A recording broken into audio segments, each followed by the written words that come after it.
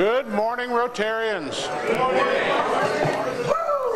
Good morning, Mr. President. Well, thank you very much, Phil.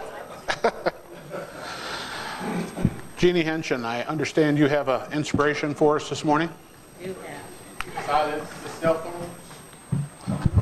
Yeah, probably a good idea. Silence your cell phone. Father in heaven, the source of all good and perfect things, we give thanks this day that amidst the many changes in our national and social values, some things remain constant.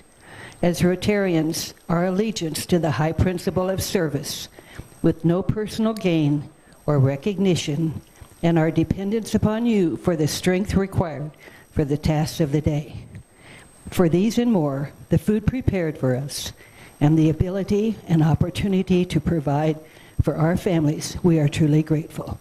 Amen. Amen. Thank you, Jeannie. Ann West. Yes. Join me in saying the Pledge of Allegiance. I pledge allegiance to the flag of the United States of America and to the republic for which it stands, one nation, under God, indivisible, with liberty and justice for all. Okay, and Mary Alice, do you have a Rotary Minute for us today?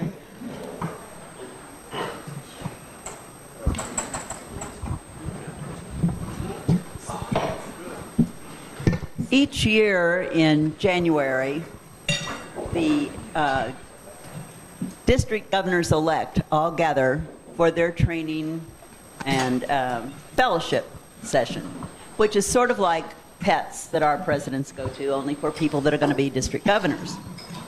And there are always two things that you can count on at that meeting. The first being that they're going to get a lot of information to take home to read. The second is that they will hear the theme for the new year. And as you can see, Tim hung up our new banner with our new theme for this year. Well, that really all got started in 1949-50 when then President Percy Hudson, I never say his name, decided to start the year by giving his 4 objectives for that year. And he is credited with being the first person to have a theme for the year in 49-50. However, the next 2 years, the presidents didn't take up on that, and so we didn't have a theme.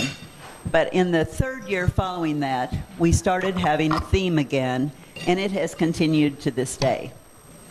In 1980, we had the first, the first pin associated with the theme. And every year since, we've had a theme pin to go along with that. Then in 1990, they started doing ties for the men that had carried the theme along with them. And then in 1998, 99, they started making scarves for women to carry the theme. And you can order today, if you would like, at Russell Hamden, either a theme scarf, a silk scarf, or a silk tie for $31.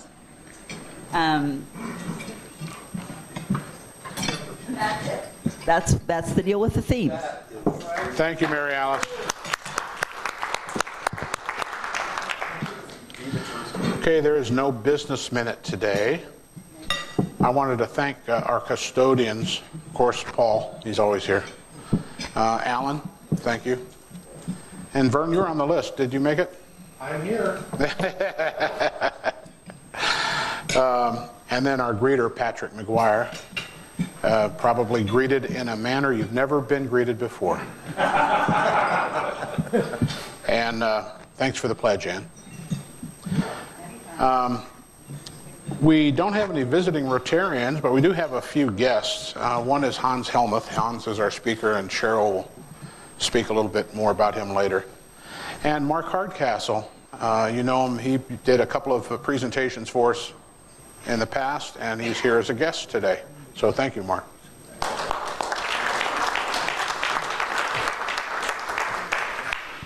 Okay, we do have a few birthdays, one of them being Patrick McGuire, who is ageless.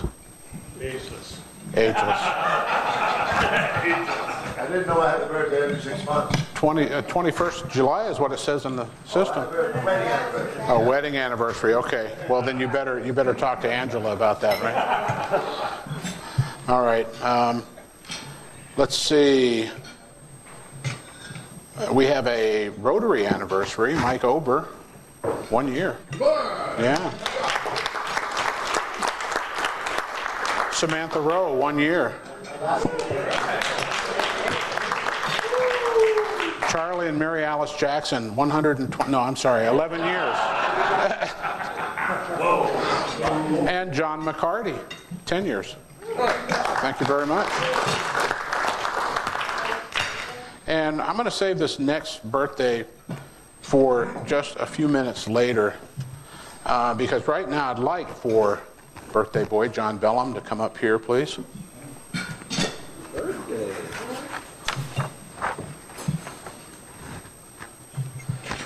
Please, stand right. Fellow Rotarians, it is the duty of our Rotary Club to add new members from time to time, so that we may not only increase our usefulness and influence as a club, but also to extend the spirit of Rotary throughout the community. Today, I welcome to our ranks and admit membership to John Bellum.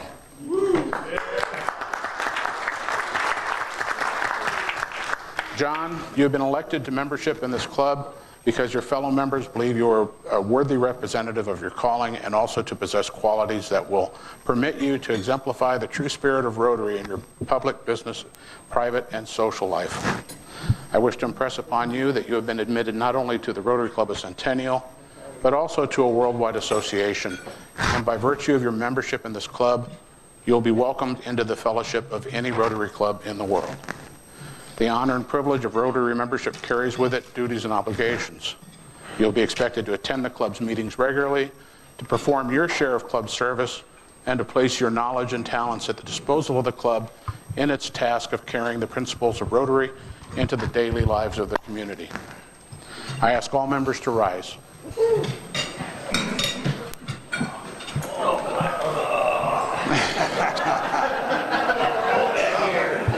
Tough crew, it's a tough crew. I ask all members to rise. Okay, Rotarian John Bellum.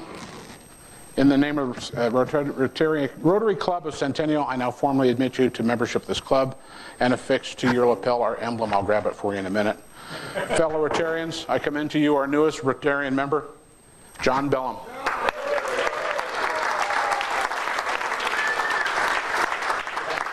I'll let you put your own pin on. Oh, there's your pin. Here's your package. Here's your certificate of membership. Thank you very much, John. Thank you. We'll find a mentor for you very soon to help you through the process of getting your blue badge, which for you was not going to be very big. Excellent. So, all right, take care.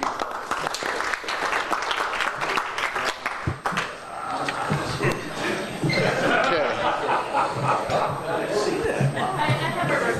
Yes.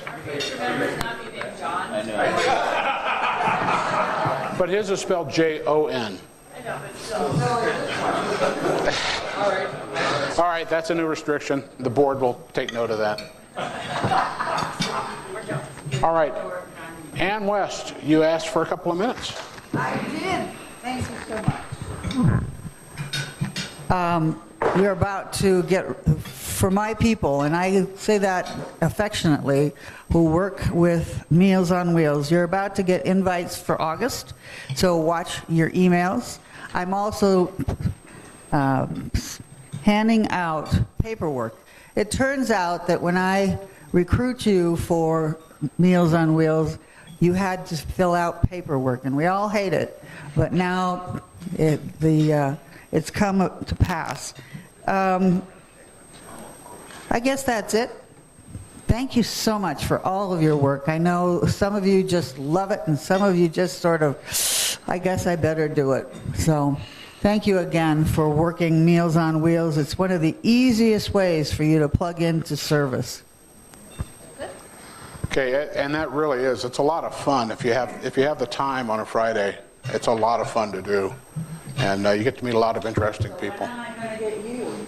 You've already had me once, twice. It's just, yeah, actually Dee's had her too, so, or she's had Dee too, so. All right, anyone else have any business minute, or any club business? Yes, John? No, not yet. I just want to give you guys a reminder on the 24th. So is that next week? Yeah, next week. Next week, Sandy Mortensen, our new district president, will be here as the guest. And I'd really like to see a great turnout. Be nice to welcome her.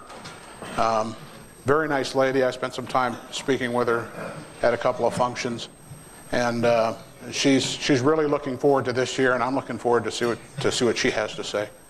So please, if you can, make it next Tuesday. Also, the next millennial meeting, if you decide you'd like to go, is on the 8th of August at Chris Bantock's house. I have his address. It's on Kittredge, so it's down near I-70. Just so you know. But actually, John and I attended the last millennial meeting last week, and what a great group of people. They really are. And just by evidence of that is just the job that Eric and Sarah have been doing with the beer sales. They did a great job on Saturday. Just a wonderful job. And we're great. It's great to have them in our club.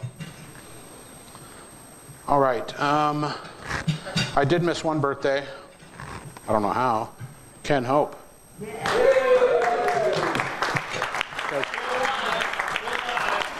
I heard you were ageless, so yeah.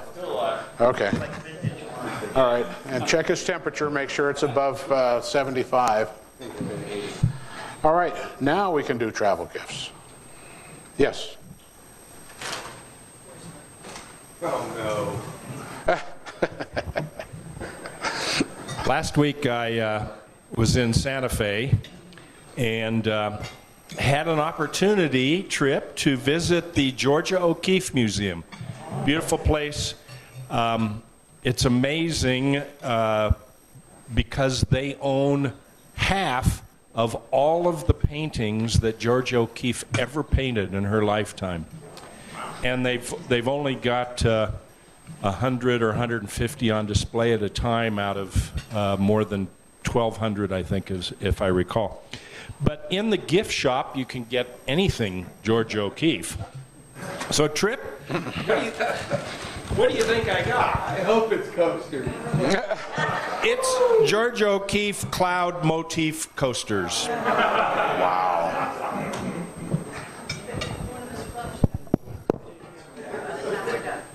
John? Okay, well, Karen and I went over to the northern Mediterranean, and while we were there, we were in Barcelona, and I looked for coasters, but I couldn't find any. So then we went to France, and France is, of course, known for its wine. So they didn't have any French wine on sale at Davidson's, so you're not getting that. So then we went to Italy, and I love gelato. No, not that either. So then we were back in France, and Karen said to me, my wife, she said, what is something that everybody in the club would either like or need? And so I thought hard about it, and then we realized that France is famous also for soap. So we now have Rotary soap in blue and yellow.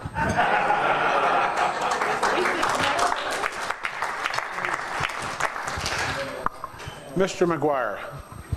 Yes. Last Thursday, Friday, and Saturday, I went to a convention of an Irish organization called the Ancient Order of Hibernians. I will say there was a lot of aged people there too, and me being one of them myself. But anyway, Louisville, of course, is, I keep calling it Louisville, coming from Ireland, but my friend used to remind me it's Louisville. So anyway, Louisville is known for horses and bourbon. So having gone there, this is the Irish part of it. Couldn't tell. I picked up this at the airport, and it's called Kentucky Field Fresh Horse Patties. I'm not really sure what the heck is in there, to tell you the truth. I wouldn't open it up. Doesn't smell bad either. But anyway, I picked that up. And of course, what good is it if you can eat it, whatever it is that's in there? I got a couple of little bottles of bourbon to wash it down.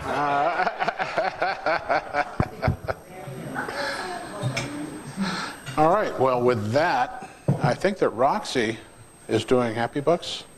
And I'm also announcing Microphone.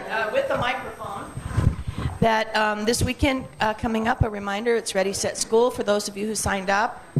I'll be sending out an email reminding you. If you didn't sign up, you can see me after the meeting, and I'll tell you everything about it. But basically, there are two parts. Saturday morning from 8 till about noon, we are getting school supplies. Sunday, we're filling the backpacks, and we're shopping for the clothes on Sunday. And Sunday has been moved. Sunday is 3 o'clock, so like 3 till about 5. It actually goes pretty fast, on faster usually than we have the time we've allocated. So anyway, I will send an email.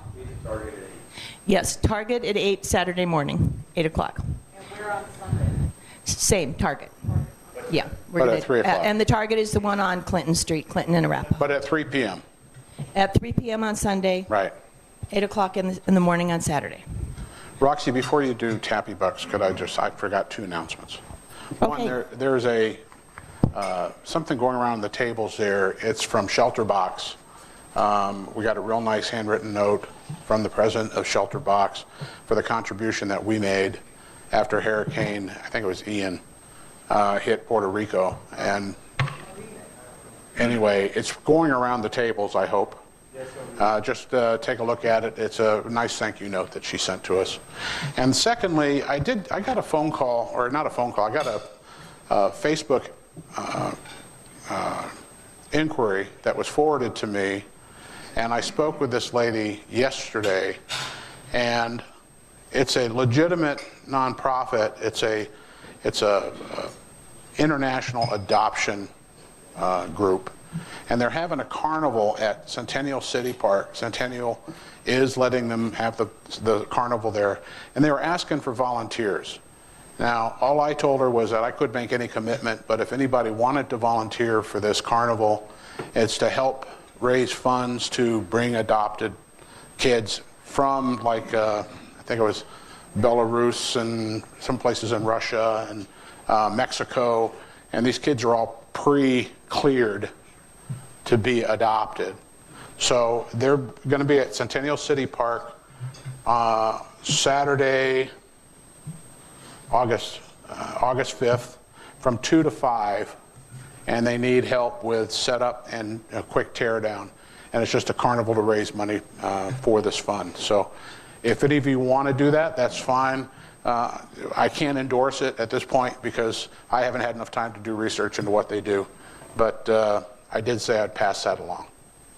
Now we can do Happy Bucks. Sorry. Tim? Yes. Diana wants to talk. Oh, go ahead, Diana. Good morning. I am talking to you this morning about peaches. We are selling peaches this year. And it's my understanding that the queen of peaches, who has been selling peaches for the last 17 years, is looking to make this her last year selling peaches. Before I get into the details of the peach process, I would just like to ask that we take a moment and give Jean Henshin a round of applause for her 17 years. And to honor her 17 years, I would ask that we really do our best to make this the best year of peach sales ever. It's my understanding that last year, we sold, I believe it was 358 boxes of peaches. 52, but who's counting? So to keep myself honest, I like to set goals for myself. So the goal that I set for this year for peaches, because by the way, I have become now a peach princess. The Queen has handed down the tiara, and myself and Sarah Nielsen are now officially peach princesses. So the goal that we have set for this year is 365 boxes of peaches. That's not for myself. That's a pretty ambitious goal, but I think that that's something that we can all do to honor Jean and the work that she has done over the last 17 years. So to talk a little bit about the process, and you guys probably already know this, so I'm going to keep it short. You should have gotten an email yesterday from Karen that has the tally sheet. Each one of you should download this tally sheet. Please be sure to put your name on it and use this sheet to keep track of all the many boxes of peaches that you all are going to sell this year. And then the tally form is turned into Barb. Okay, beautiful. I thought you had a question already. I mean, it's too early for questions. We turn the tally form into Barb. The peaches will be delivered to this parking lot on September the 1st. That's a Saturday. And again, I'm sure you guys have all gone through this process. We have extra peach brochures at the tables, or if you need some, you can see me after the meeting. Okay, having talked a little bit about the process, I would just like to share with you the purpose. Having been one who's never sold peaches before, I actually sold my first box of peaches, and I can't tell you how amazingly easy it was. I went to the office last week, and I just happened to have the flyer sitting on my desk. And my employee said, "Oh my God, are you selling peaches?" Yes, I am. And for those of you who may not have sold peaches before, let me just give you a couple of good places to sell peaches. Absolutely, family and friends, churches, schools, social media.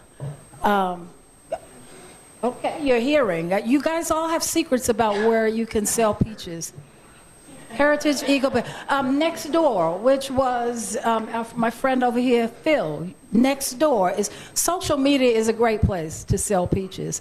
And finally, I just want to end with, for me, it's more about, the goal is important, but for me, it's more about the stories behind the peaches.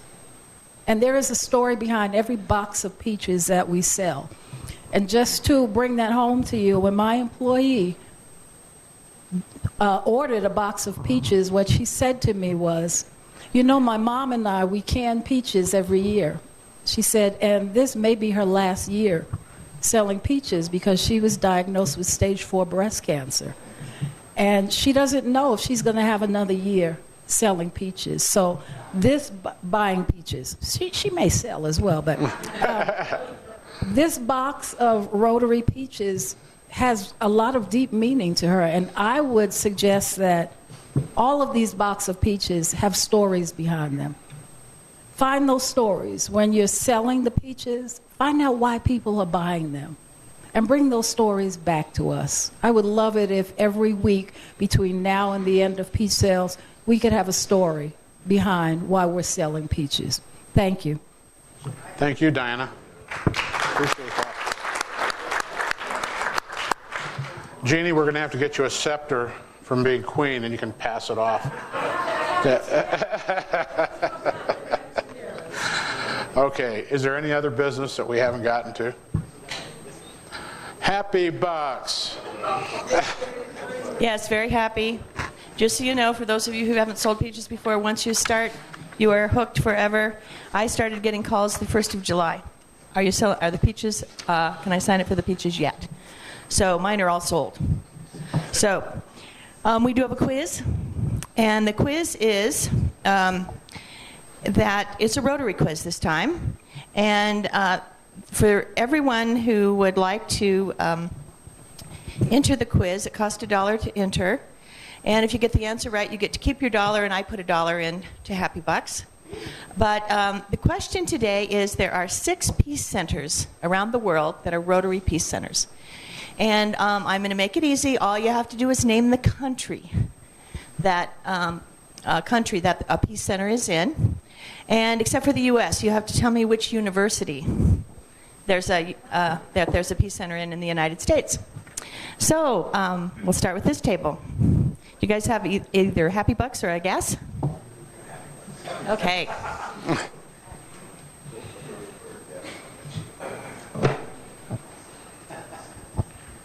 So I've got 2 Happy Bucks. One is that I found a new Rotary Club. I'm very happy to be here for that.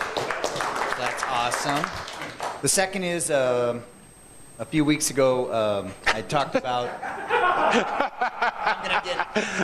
A few weeks ago I talked about an old Guard, National Guard buddy, and Boy Scout buddy who I'm assuming still a police officer in my hometown who was shot serving a warrant.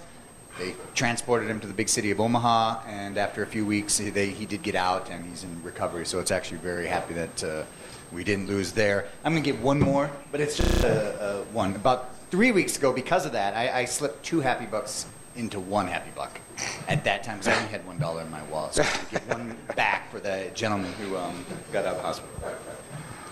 Thank you. I'm not putting this with my own dollars. Keeping them separate. How about this table? Any guesses? Come on, you guys. We've had presentations on this. You know, we've had Rotary minutes on this, so you should at least know one.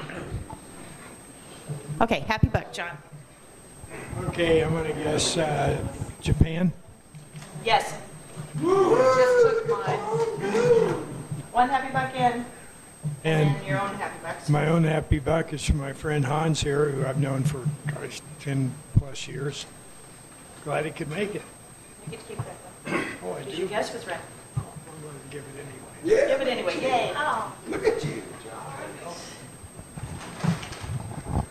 Well, John took my Japan. Is there another one in Southeast Asia? Korea? No. I'll give you another guess. Where do you think? We've had international presidents from this country. Taiwan? No, it's not Taiwan. Sorry. Anyway, I'm happy because I have Hans here today. Anybody else? Okay, this table. Yes, or you have a Happy Buck? Just a Happy Buck. I don't know what I'm not smart. The Happy Buck is the fact that the website's back up. It was hacked, and it's down, and it's back up. So we're glad to see that. Great. That looks too skinny for me to get through. Could you move a little bit? Yes, thank you. Thank you. Barbara.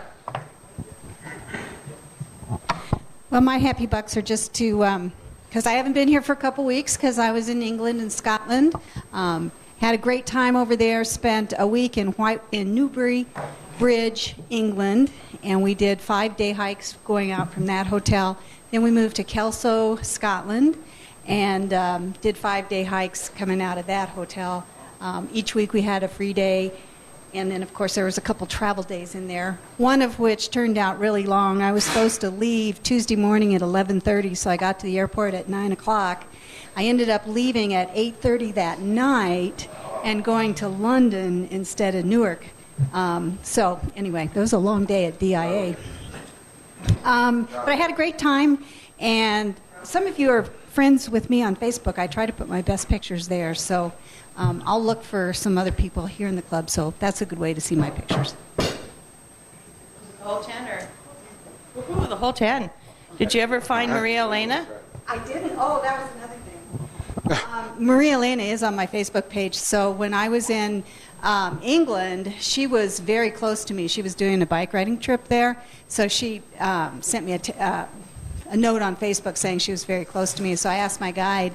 She says, yeah, she's about an hour away. So, but you can't go see her. That's what my guide told me. Okay, here we are. Okay, I have a guess. Philippines. No, that's okay. That's what I was kind of guessing. Okay, so I have two. One is for our Peach ladies. Jeannie, thank you very much for handling that all these years. And I'm so glad that you found somebody to sucker. I mean, you found somebody to take it over for you. I'm sure she'll do great. And here's a peach story. So I sell most of my peaches to people at work. And a couple months ago, one of the ladies that usually buys peaches, and she buys them every year, was retiring. And I was walking down the hallway, and she was on the opposite end of the hallway, and she's like, this. And I'm like, what? She's like, don't forget me when you sell peaches. And I'm like, okay.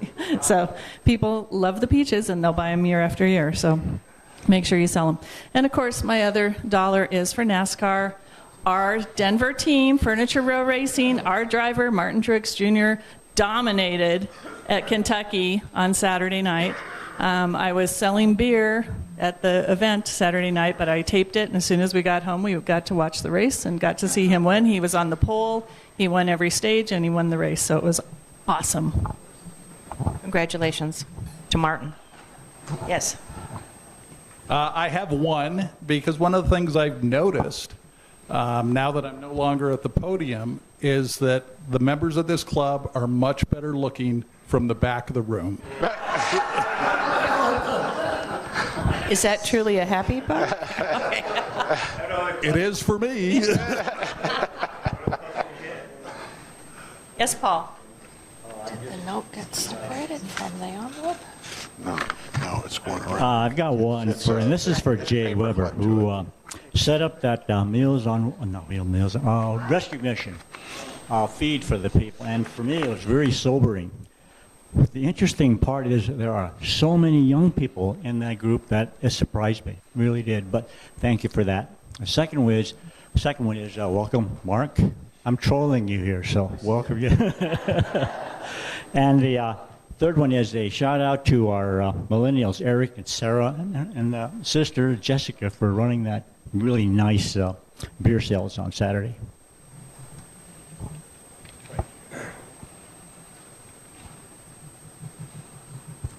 Thank you, Paul. Anybody else at this table? Okay, do we have any guesses here or any happy bucks? Okay. This is for the crew at Brewing Q this weekend. I was only able to come to the setup part of it, but God, it was hot, so great job, everyone.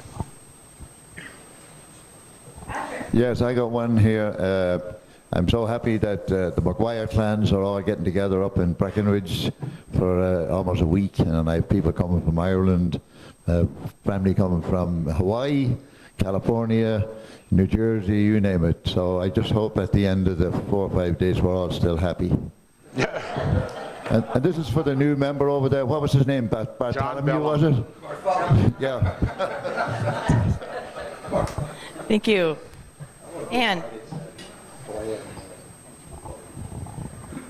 All right, well, this is for, man, I just spaced it out. I know. Friday, I had an opportunity to do Meals on Wheels with John Holzman, and he is a very interesting fellow. So if you have a chance, sit down with him and find out a little bit more about him. One of the benefits of Meals on Wheels is we usually go to a car, and you get really nice conversations. The other buck is because I'm glad Patrick's back. As you probably are all aware, there's more Irish in the United States than there are in Ireland, and he's one of them.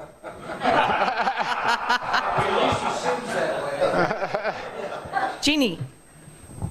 Well, I have 5. Welcome to our new John. Yes, we have lots of Johns, and we'll be talking to you soon to do classification talk. No, we don't have Andreas here, so nobody's cheering the Rockies, how well the Rockies are doing, and all of them that are playing tonight in that big game. And then a happy buck for my Kathy, my 2 Kathys. My daughter's best friend since 4th grade is also Kathy. She was her maid of honor. Kathy was Kathy's maid of honor 20 years ago, and they're all in London and have been on Facebook together, which is really, really fun. And I didn't think about it, or I'd had Catherine, when she went to the Tower of London, see if those beef eaters would loan her one of those tiaras to bring back for Diana. There's a lot of them. And final up to the peaches, I have been trying to connect again with Pete. I don't know if we're going to succeed, but just a heads up. First, the beer sales. We sold more of the City of Centennial little cups, I think, than we sold our beer. So we're sharing a lot of money with all the other beer on Brew and Q. So we need to make up some income that we didn't get at the beer sales. And the other, with Pete not in the mold, Pete and I every year would sell almost more peaches than the rest of the club. But we don't have his 50, 60, 70 boxes that he sells every year. So there's about 60 boxes we need everybody in here to make up.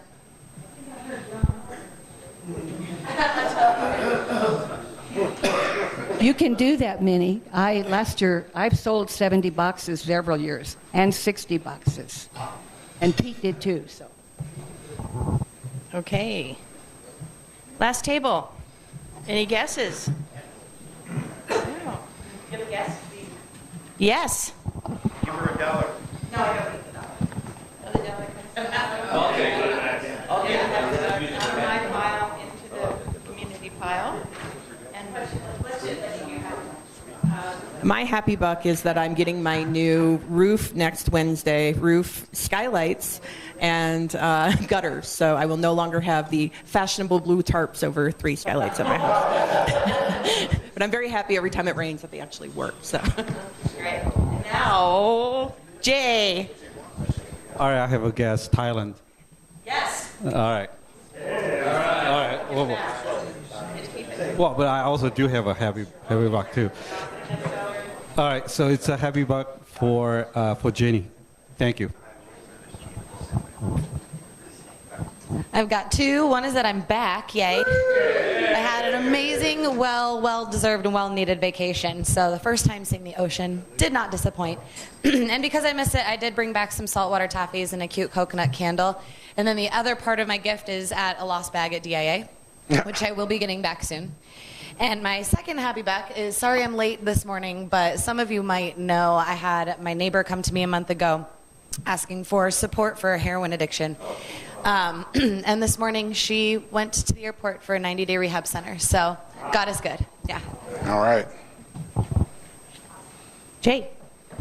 Guess on the university? Yes. Duke? Yes. Is it Duke? Whoa! All right.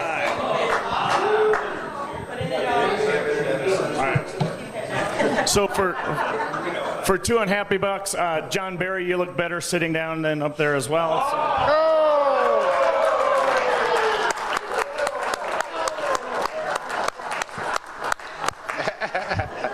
And Mr. McGuire is his family all lives next door to me, and it's $1 hoping I survive the Irish invasion this week. Patrick, have you thought about selling tickets to that? I have a non-Rotary announcement. As you are aware, we have an elected official among us, and I asked Dave if I could do this. He didn't ask me, but there's a fundraiser for Dave and 4 other non-political candidates, and it's August 10th. So if anybody's interested in attending that, I have the flyers for that. And my happy buck is to Trip and my contractor. We're almost finished with my kitchen remodel. Didn't you say that a month ago? 2 months. Okay. Anybody else? Okay, thank you. The other 2 countries were Australia and England. Uh-oh. And those were your guesses, weren't they, Tim? It was going to be UK. But that's okay. Okay, I'll accept No, I'll accept that's it. fine. All right, I have 5. I have 5, and the first one is for John. John, welcome. We'll find something for you to do pretty soon, I'm sure. The second is for some individuals. One of them is for John Holtzman. I don't know how many of you guys know this, but John is now part of the program committee. He's helping, taking, I think you have October? Yeah, he has October. If you have any ideas for speakers, please see John. But it was great for him to step in and do that. We had a great meeting over at my place a couple weeks ago. The third is for Diana Y. Jumping in, both feet, being the princess. Thank you so much. The third and fourth are for Eric and Sarah Nielsen. What a fine job they have been doing with the beer sales. And, you know, this was the first Saturday beer sale that I wasn't taking beer back to the brewery at 9, 10 o'clock at night. So they really have jumped in with both feet and organized. They're great. I just love them to death. So we do have some great people in this club, and everybody does step up when they need to. So thank you very much. I appreciate that. And I have my happy buck. I'll put in my last couple dollars that I've left. But first of all, it was most of my bucks are disappointing bucks. All of my my picks for Wimbledon. It was a heartbreaking weekend for me. And it was. And however, France did win the World Cup, and they were my pick from the beginning. So that was good. Thank you. Okay, thank you very much, Roxy. It was great. So now, Cheryl, if you would introduce our speaker. It's John. Oh, John's going to introduce the speaker. Okay. John, stand up here and introduce the speaker, please. Okay. You can't hide. Pardon? You can run, but you can't hide. Our speaker today is Hans Helmuth. I've known Hans for at least 10 years. He thinks more like 20. I think he just feels like it's been like 20. I don't know. Hans was born into an Amish family and raised on a farm in Kansas. A little closer. There you go. How's that? That's good. Yeah, I'm sorry. Anyway, he earned his BS degree as an educator and as a postgraduate in business at New York State University. He's been a resident of Jefferson County 45 years. He's been married 56 years. He has 3 children and 2 grandchildren. He's president and director of Enthusiasm of a 10-year-old financial education corporation, founder of a multi-million-dollar international company with over 100 employees, recognized as a member of the Outstanding Young Men of America. He has served on numerous local, state, and national boards and served as an advisory council board member of several companies, clubs, and organizations. He's past president of the International People of People Corporation through the Lakewood, Colorado Chamber of Commerce. He's an accomplished speaker, teacher, trainer, humorist, motivator, financial strategist, I can't even talk today, and so-so golfer. Got to take care of him there, Jessica. Author of an upcoming book entitled How to Become a Successful Financial Failure. Founder and executive director of America's Wellness Clinic located at 441 Wadsworth in Lakewood. I give you Hans Helmuth.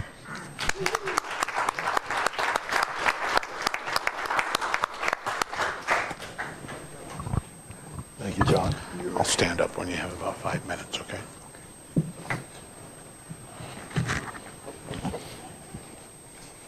Ich bin froh, dass du kommst zu mir, bis ich im So bin. Du weißt nicht, was John, du weißt, viel Chance du, gell? Weißt du, was ich im So bin? What in the world is that all about? Well, I want to take you to a little journey back to 4 days after Pearl Harbor. Come on with me. Can you come back with me? 4 days after Pearl Harbor. Where was that? Or when was it? What's the date on it? December the 11th? 4 days after Pearl Harbor. That is true. That is correct. Yes. By the way, John, should I stand like this for the rest of my presentation? Do I look better this way? From the back? Oh, okay. 4 days after Pearl Harbor, 2 very significant things happened that day. You were born. Well, let me put it this way. There was the United States declared war on Germany and Japan. Very significant. Second thing was, in a little white farmhouse off a dusty country road in south central Kansas, there was a little baby boy that was born into an Amish family with 9 kids. That was number 10? That was number 10. That's me. All right? So that little baby standing in front of you here today, I grew up in that Amish home. And some of you were wondering, how in the world, what did I speak when I started up this morning? Well, a number of you, I'm sure, have heard of the language, but you've never heard the language spoken that I started with. It's called Pennsylvania Dutch. Came mostly from southern Germany and into Switzerland, and it was carried over. It's called Pennsylvania Dutch today. And it's a common language with all the Amish people. You cannot be full Amish until you speak Pennsylvania Dutch.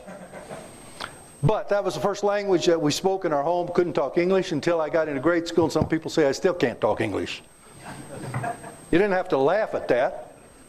Well, I guess you'll see here in the next 10 minutes. I want to know, kind of give me a feel of your audience here. How many of you grew up on a farm? You know like this? What does that mean? My neighbors all had animals. Okay. I'm going to give you some farm stories today. Would you like to hear some farm stories growing up with Amish on the farm? All right, the second thing I'm going to talk about is a little bit about the history of the Amish church and how the Amish came about and where they came from. I'm not going to go a lot into the history of it. I'll go into that a little bit. But I really want to share with you the 9 lessons that I learned growing up Amish. Would you like to hear those 9 lessons? Say yes. Yes. Help me, okay? I appreciate that. All right, now, you are a fun group. I kind of detected that in hearing all the laughter and the joking that goes by. You know each other quite well, I understand. One of the things that I talk about that I learned as an Amish growing up was community. Now, to me, this is community.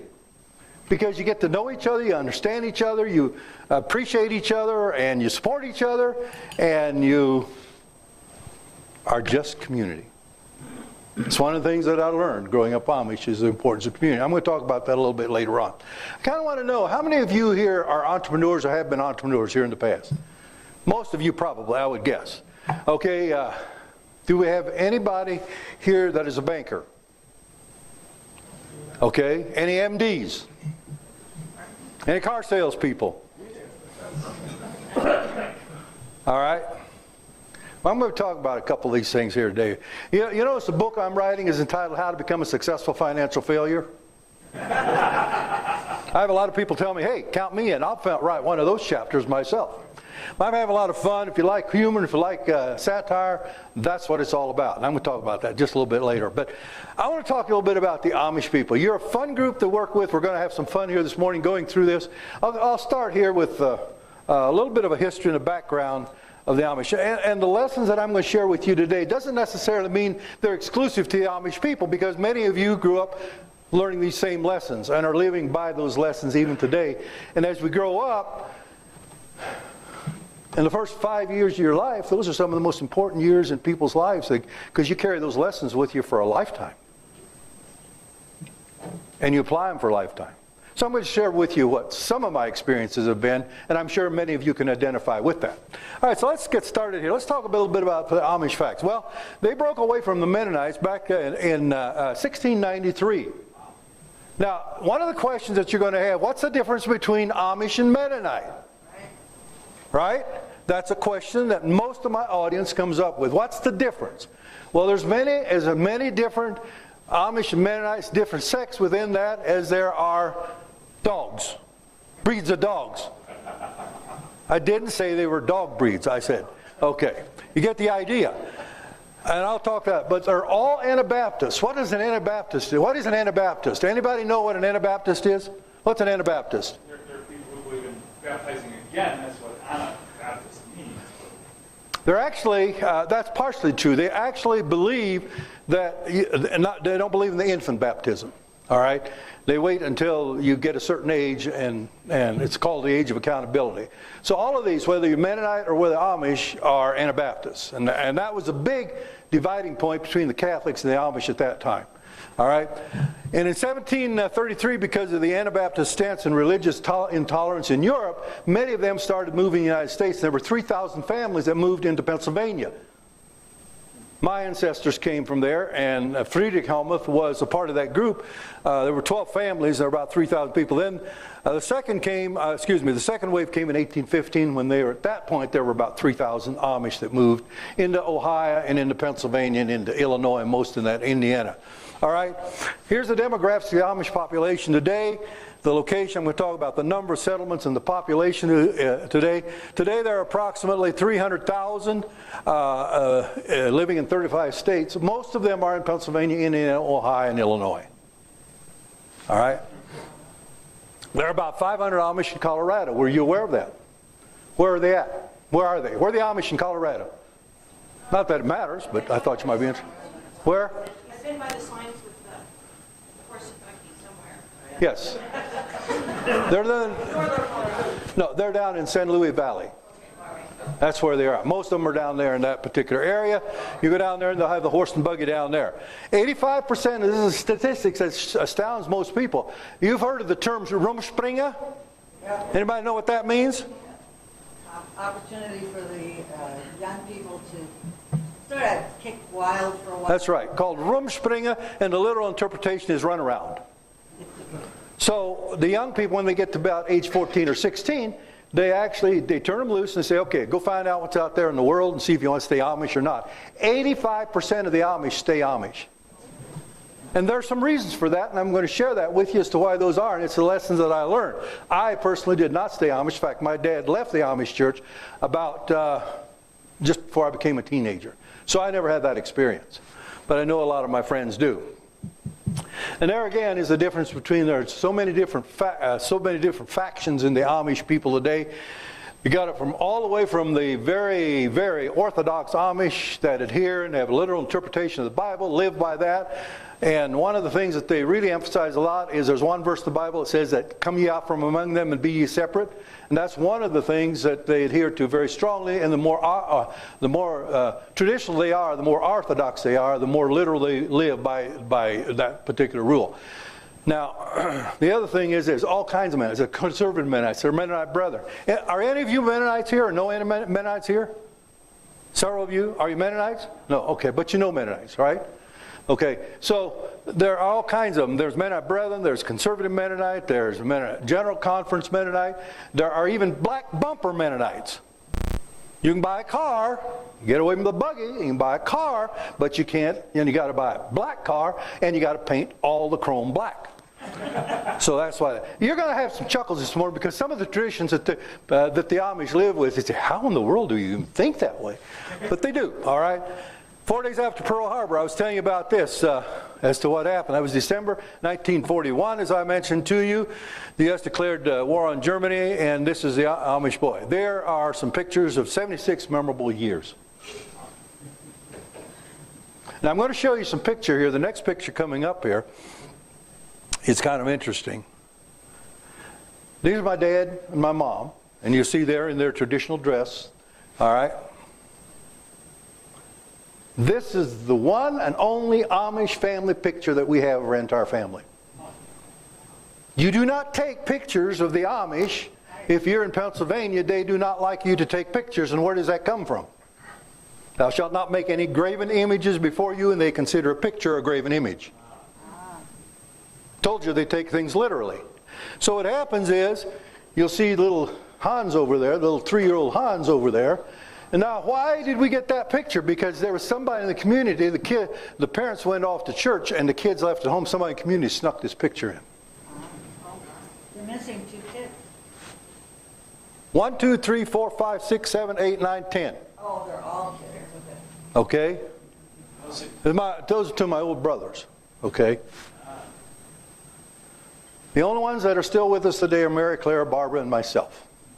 The others have all passed on. This is 5 years later. That was after Dad left the Amish church. And you'll notice a couple of interesting things here. First of all, I want you to notice, wait a minute, come back here. The Bibles. You see, Amish people, when they go to church, they don't take their Bibles with them. And all the services are done either in German or in Pennsylvania Dutch, or a combination of both. And they sprinkle a lot of English with that as well. All right? So this was 1940. There's my brother Henry. I always like pointing him out. There's something wrong with him this morning. He wasn't too happy about something. All right? But to carry Bibles, we finally got to carry Bibles to church with us. We studied the Bibles in English after we left the Amish church. Okay? So why did Dad decide to leave the Amish church? Would you like to know that? Say yes. I'd like to know that. All right? There were many reasons, he said, but he decided to start a Mennonite church in the community. Why are we getting this? Oh, I want to point this out too. You notice here that we carry Bibles. Also, you notice we put circles around the hair there. Why in the world? What's hair got to do with this? You see, when you're growing up Amish, you don't have hair like this. You have hair that looks like that. It's like you set this bowl on top of your head, and then they cut the hair all the way around it. Everything below that. Okay, it's straight all the way around. All the Amish boys wear that kind of a haircut. Oh, I used to hate that. All right? Because you stand out so much. Well, Dad wanted a telephone. We didn't have telephones. Dad also wanted electricity. And Dad simply got tired of doing all the field work with horses. That's hard work. So Dad wanted a tractor. So they went to the bishop and said, I want a tractor. He said, this is ridiculous. He says, why are we doing all the field work with horses? There's nothing wrong with tractors. So finally the bishop said to him, okay, John, you can have a tractor, but you can't put any rubber tires on it. I told you to get some chuckles out of some of these traditions they have. And so he said, okay, so Dad bought a tractor and he put lugs on it. Now, if you grew up on a farm, you know what a lugs are. Lugs are those things that stick out there in the back, on the back wheel there, see? What do you think that does to the roads? In fact, it was so bad that there were signs posted all over the county that said tractors with lugs prohibited. And John said, that's not a very good testimony in the community. I want a tractor with rubber tires. So the next summer, the bishop said, okay, John, you can have a tractor with rubber tires. However, you can't put any air in them. Come ye out from among them and be ye separate. So Dad took old tractor tires and he cut them up and he wired them on with baling wire and cable. And you can imagine the trouble he had all summer keeping those things that way. So finally, that's the straw that broke the camel's back. John says, I'm getting a tractor. I want air in my tractor. And I put many miles on that tractor out there working the fields. He also wanted a car. That was his first car. Anybody know what that car is? That's not the actual car, but this is a picture of one that's like it. What is that? It's actually Chevrolet. Okay? He also wanted a truck. No, not like this. Okay? He got himself a pickup, a little bit more conservative like this. He purchased a pickup like this. Now, let's talk a little bit about some of the lessons that I learned. First of all, the importance of family. I think that family is so important today. I think a family is the basic unit of every society and every culture, and as a family goes, so goes that culture. We put a lot of emphasis on family. The Amish put a lot of importance on that, and I think it's one of the main reasons why so many young people stay with them. So the importance of family. There's my beautiful wife of 56 years, as of next month. All right? Now, I met her when I was about 12 years old. Where? No, not in church. In a wheat field in the middle and south central Kansas. My dad was doing a little bit of work for her dad, and we got together, and here comes this beautiful 12-year-old girl. She comes out, and she had some lemonade, and she was riding out there on that dusty country road with a bicycle. We both remember it. No, we might have been rednecks, but we didn't get married at 12. We waited for 10 years. All right? We have 3 wonderful children, and I have a couple of grandkids, and we just think there's such importance of family. How important is family to us? Well, every Sunday we get together, and my wife is a tremendous cook, and every Sunday we get together at 1 o'clock, and we have a meal together, and we share stories with each other all week long. How many families actually sit down and talk to each other rather than this way? You ever go into a restaurant and see a family of 4 sit there and they're all on their cell phones? This is a family picture right here. Every 3 years since the 1960s, we've been getting together and having a family reunion. We just finished the one last week down in Little Rock, Arkansas. We always put 2 families in charge, and they handle all the details. Where we go, it's usually the Christian camp, a grab count somewhere. They determine where we go, and they determine when it is. They determine all the activities, and we have a lot of fun together. And we cultivate that among first, second, third, and fourth cousins. Okay, so I think family is very important. Lesson number 2 is community. I talked about that a little bit. Now, we did a lot of things together in the community, and they cultivate that very much. Now, some of you may or may not know what that is. In fact, if you haven't grown up on a farm, there's some people who say, you've seen haystacks, but you don't know how haystacks are made. Now, who said they grow up on a farm? You know what a haystack is. How are haystacks made? Haystacks. Well, we always baled our hay. You baled your hay. Who created bales? You did? You baled them? What did you do? Hauled in by truck? Well, what happened with us in the Amish community over there, we all worked together, and you would go from farm to farm. There was Thrasher Bill. There was Popcorn Dan. We all had nicknames, all right? And what happens is, we load them on these wagons here, bundles. You've heard of shucks that you've seen out in the field? All right, that's usually oats. And those are taken and put on the wagon, taken out, put into the thrashing machine, and on one side comes out the grain, on the other comes out the hay, or the straw. That's what makes a straw stack. All right? Another community. My aunts. Oh my goodness. More fun together, more enjoyable. You talk about a lot of laughter. You had some good laughter here this morning, but once a month they would get together. My mom had 7 sisters, and every week every month they'd get together. And that's when all the cousins would get out there on the farm and we'd play with each other.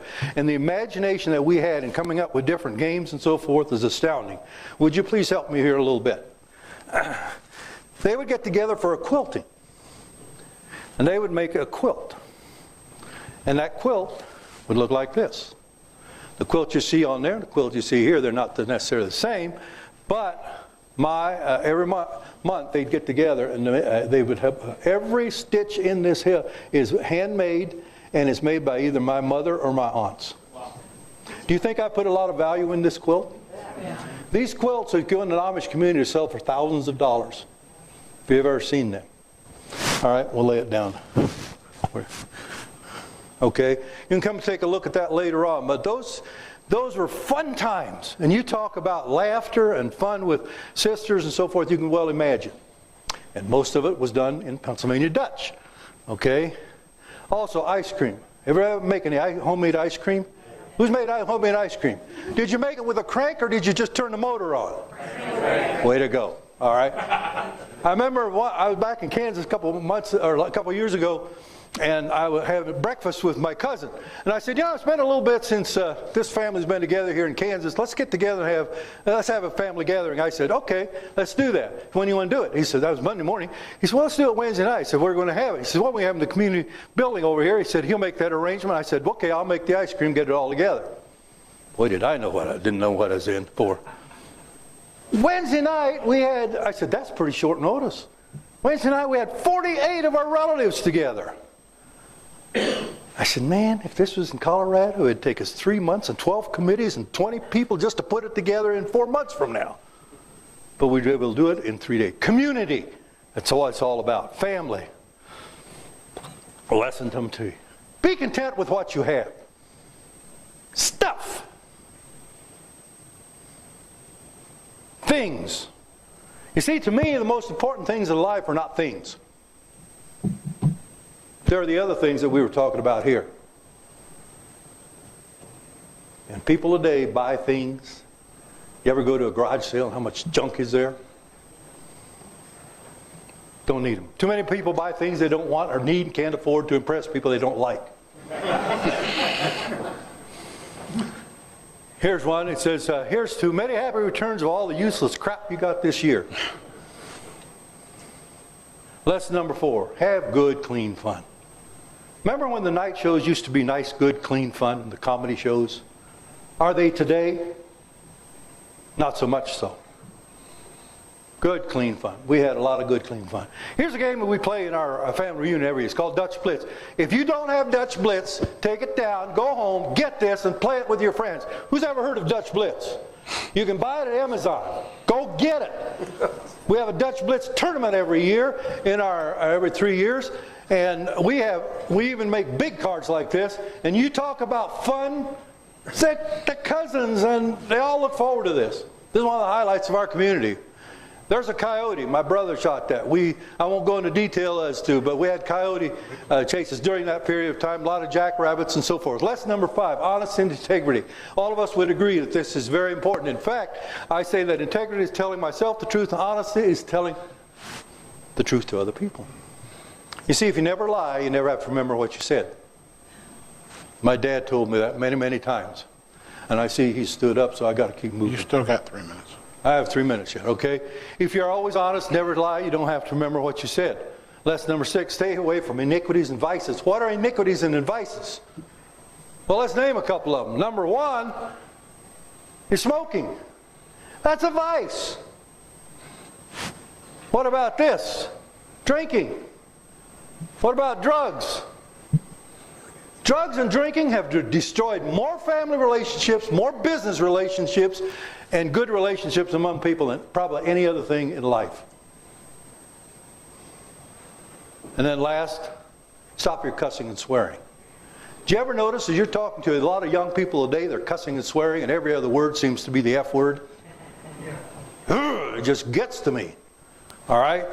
There's no need. You can have good, clean language, and you can express yourself. To me, cussing and swearing is a weak mind trying to express itself forcibly. Be hungry and go beyond the status quo. All right? Success isn't just about what you accomplish in life, it's about what you inspire others to do. You see, when I started my company, I started that multi-million-dollar company, I started with holes in the bottom of my shoe. Less than $100 and build it into a multi-million-dollar company. I could tell you more. You have to read my book to get that story. And then, of course, lesson number 8, be optimistic. Okay, I talk to optimist clubs as well. You people here are optimistic as well. I just want to thank all of you for being here, and I want to share one other thing with you yet. And that is, I own America's Wellness Clinic over in Lakewood. I have a little gift for all of you today. I'd like to give you a free $35 gift certificate that you can use over at the clinic if you'd like to use that. We have a holistic health clinic. I call it America's Wellness Clinic. And our byline is Sensible Health and Wealth Solutions. You see, everybody today either has a health challenge or they got a wealth challenge, and most people probably have one of both, or both of them. We take care of that. We do it holistically. And I brought along a gift certificate for all of you here. And I'd like for you to give these gift certificate in appreciation for what you've done. If you want to take this out, pass them around. I'd certainly appreciate it. And one other thing I want to mention to you, and that is I have a 2x4 here that is also in my book, and it explains that to you, the importance of this 2x4 and what a 2x4 means in my life. Would you like to know what it is? Yes. You have to buy my book, okay? Thank you very much for allowing me to be a part of it. All right, we do have a minute or two for questions. Have a minute or two for questions? Yes. Okay, I've read a little bit about the Amish. Used to live briefly outside of Pennsylvania or Philadelphia. When your father left the community to establish a Mennonite, yes, was he shunned? It depends. The shunning is, again, it depends on which community you're in. Right. He was not shunned in that community, but I remember he bought a car shortly after he became, he changed to Mennonite, and we went up to Iowa to visit my mom's brothers. One of them was a bishop in the church. And I still remember they shunned us up there. They wouldn't allow us to eat with them. Wow. It depends on the community you're in. In the community I grew up in, no, shunning was not a part of it. Okay, the other question was that when you came 14 or so, did you have an opportunity to decide to go back? To the Amish? Yeah. No, actually when Dad left the Amish church, the whole family went with him. And, it was Mennonite. I still have 2 sisters that are ultra-conservative Mennonite. All right? 2 sisters that are that way yet today. You never did it give us the difference between the Amish and Mennonite? Like I said, there's as many different breeds of that as their dogs, because some of them stick very closely with the traditional orthodox traditional things like horses and buggies, and then others say, okay, well, you can have a buggy and you can put some rubber around the rim, all right, that's okay. And then you have others that go out and say, okay, you can buy a car, but you can't buy a colored car, you got to paint it. Got to be a black car. And you have all these different degrees. Most Mennonites today, well, all of them here in Colorado, and there are quite a few of them here in Denver, they all drive cars. You couldn't tell them from a Baptist. No. I mean, they shed all the traditional things. But I will say this, that most of the Amish still today, and many of the Mennonites still today, are pacifists. Okay? I know I grew up as a pacifist, and today I've changed my mind. It's 180 degrees. I'm very supportive of the armed services and all the sacrifices that, our young men and women make today, keep us free. Well, Hans, but they do have the traditional Christians. They all profess to be Christians, all right, and in the plan of salvation. All of them agree with that. We're outside of Philadelphia. We ended up attending a Mennonite congregation. We didn't know it at the time, but we enjoyed being there. So, yeah, I can attest to that. Yeah, if you ever go back to Pennsylvania, stop by Good and Plenty restaurant. They have a lot of places. Bird in Hand is some of the names they have. They have Bird in Hand, and it's around Lancaster. They even have an Intercourse, Pennsylvania. It always brings a chuckle. I don't know why, but it does. All right. Well, Hans, thank you so much. Now, we have a tradition here.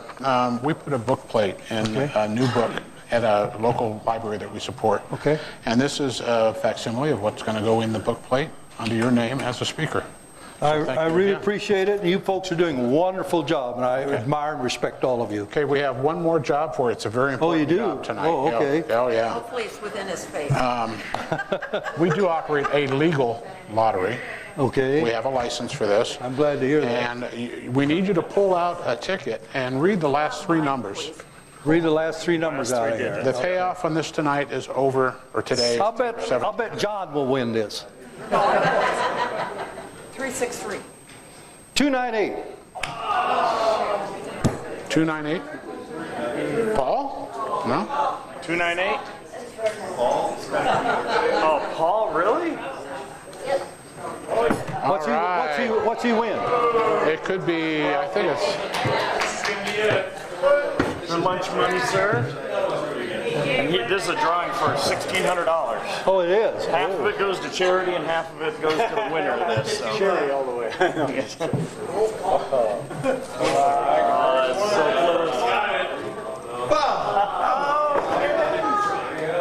One more. Get it. Come on, Paul.